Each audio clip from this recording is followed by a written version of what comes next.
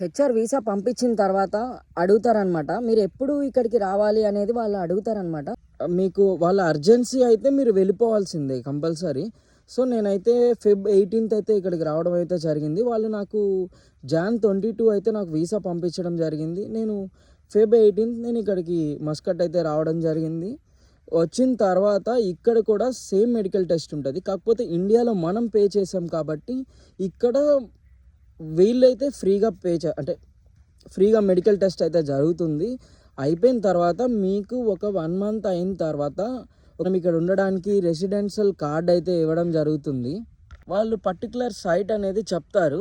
ఆ సైట్ చెప్పినప్పుడు మనకి వెహికల్ ఇచ్చి ఆ సైట్కి అయితే పంపించడం జరుగుతుంది. నన్ను అయితే మస్కట్ టు సినవ్ అనే ఏరియాలో అయితే నాకు ఇక్కడ వేసారనమాట. మస్కట్ నుంచి సినవ్ అనే ఏరియాకి రావడానికి 173 kilometers అయితే ఉంటుంది.